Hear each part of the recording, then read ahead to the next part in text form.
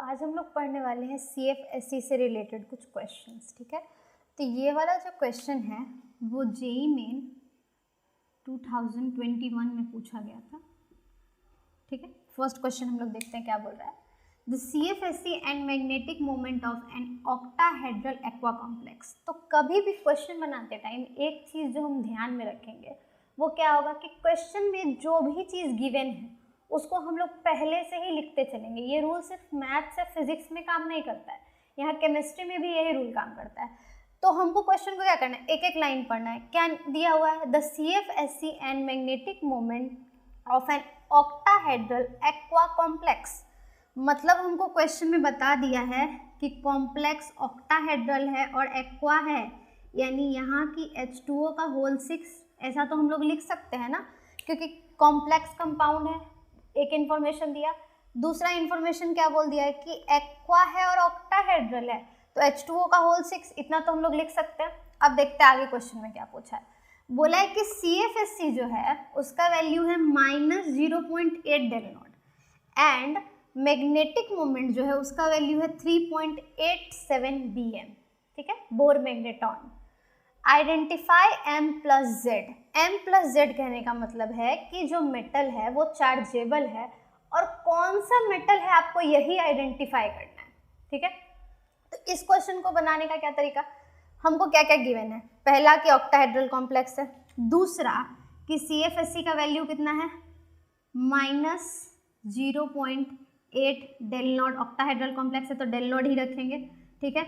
और दूसरा चीज़ हमको क्या दिया हुआ है कि ये मैग्नेटिक मोमेंट जो है वो 3.87 BM दिया हुआ है।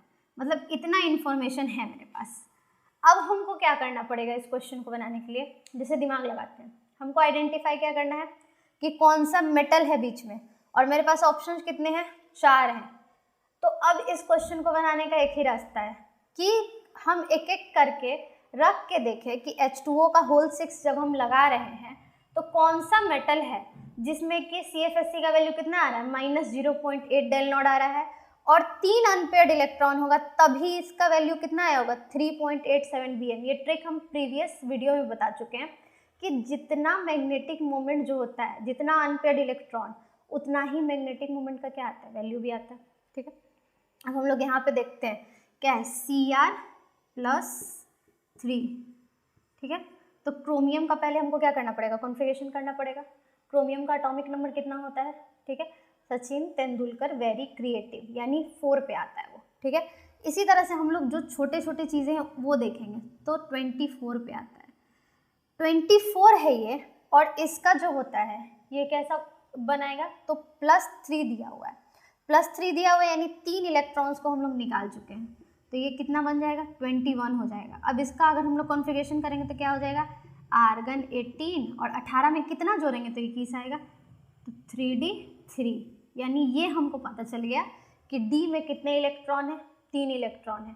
और तीनों जो इलेक्ट्रॉन्स होंगे उसको अगर हम लोग रखते हैं, पहले हम लोग इसका मैग्नेटिक मोमेंट ही निकाल लेते हैं, तो 5 बॉक्स में जब हम लोग इलेक्ट्रॉन रखेंगे तो 1 2 3, और क्योंकि H2O वीक लिगांड है तो यहाँ हम लोग इसको पेयर भी नहीं करने वाले।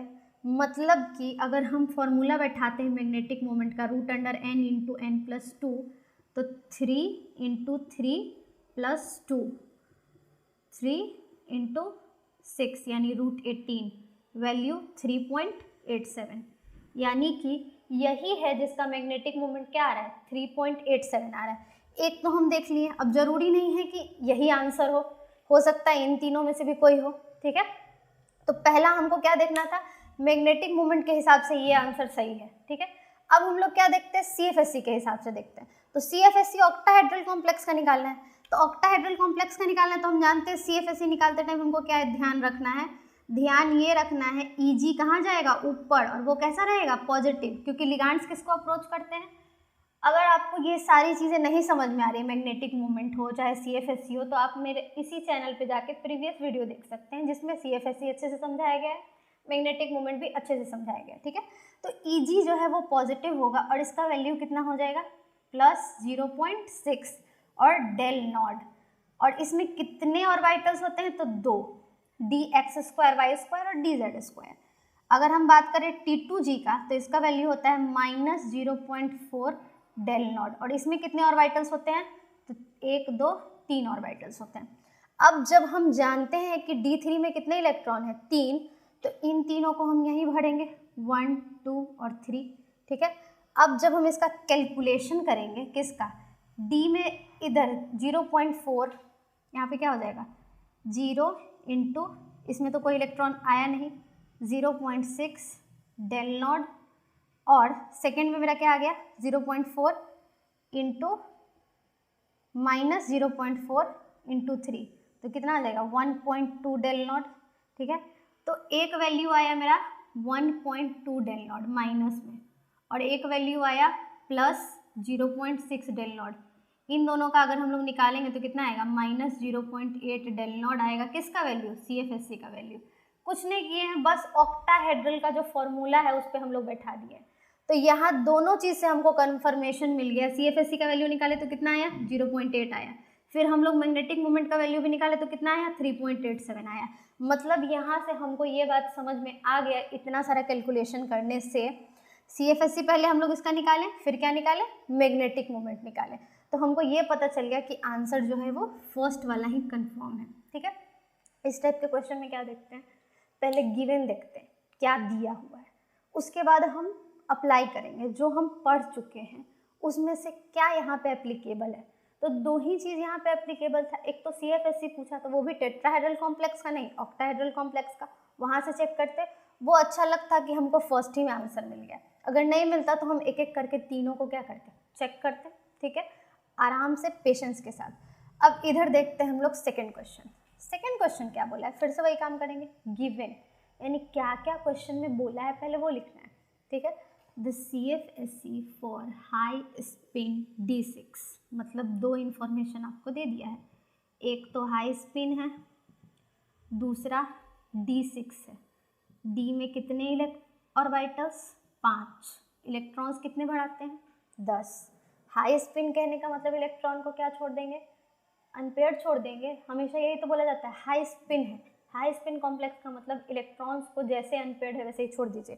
तो इसको अगर हम लोग भरेंगे तो किस तरह से भराएगा, 1 2 3 4 5 और 6, 4 इलेक्ट्रॉन जो है मेरा यहाँ पे अनपेयर्ड भी छूट गया है, 5वां जो है वो पेयर्ड है, मतलब फर्स्ट वाला जो भराया था, क्योंकि 6 इलेक्ट्रॉन भरना था तो इसी तरह से भरते हैं, ठीक है। तो 4 इलेक्ट्रॉन मेरा बच गया है। अब हम लोग आगे देखते हैं, ऑक्टाहेड्रल और टेट्राहेड्रल। सिंपली क्या बोला गया है, CFSC आपको निकालना है, एक बार कब ऑक्टाहेड्रल में और एक बार कब टेट्राहेड्रल में। तो इसके लिए हमको ये बात याद होना चाहिए, CFSC फॉर किसके लिए, ऑक्टाहेड्रल कॉम्प्लेक्सेस। देखते हैं क्या निकलता है।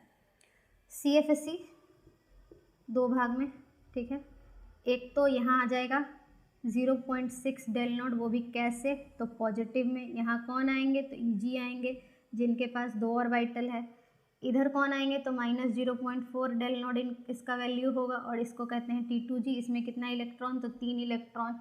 यहाँ पे जब हम इलेक्ट्रॉन्स को भरना शुरू करेंगे तो पहले T2G में इलेक्ट्रॉन्स बढ़ाता है, तो 1 2 3 4 5 और छठा इलेक्ट्रॉन फिर से कहाँ, T2G के खाते में, ठीक है। अब इसका जब हम लोग कैलकुलेशन करेंगे तो क्या हो जाएगा, 2 इंटू प्लस 0.6 प्लस कितना है 4 इंटू -0.4, इसका जब हम कैलकुलेट करके वैल्यू निकालेंगे तो +1.2 -1.6, तो इसका वैल्यू आ जाएगा -0.4 डेल नॉट।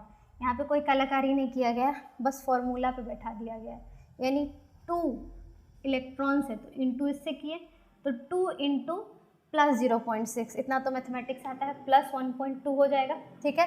सेकंड में क्या हो गया, -0.4 इंटू 4, 4 इलेक्ट्रॉन था तो इंटू 4 कर दिए तो 1.6, और जब हम इन दोनों का सम निकालें, माइनस प्लस क्या होता है, माइनस और माइनस का वैल्यू, तो यहाँ पे कितना आया -0.4 डेल नॉट।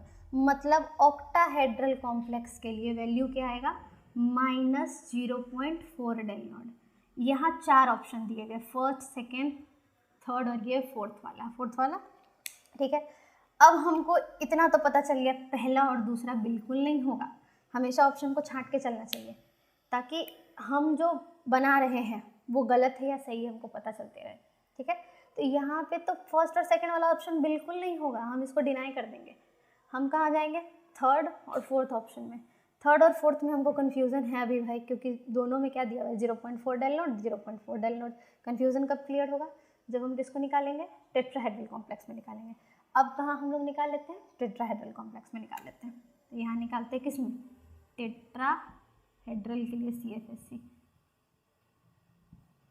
CFSC का बस उल्टा, इस बार T2G ऊपर EG कहाँ नीचे। T2G का वैल्यू प्लस 0.4 हो जाएगा, कितने ऑर्बिटल्स 3।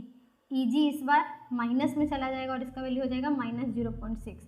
अब जब हम इलेक्ट्रॉन्स को रखना शुरू करेंगे तो हम पहले कहाँ भरते हैं, T2G में। शुरू से ही नियम है कहाँ भरेंगे, पहले T2G में, ठीक है।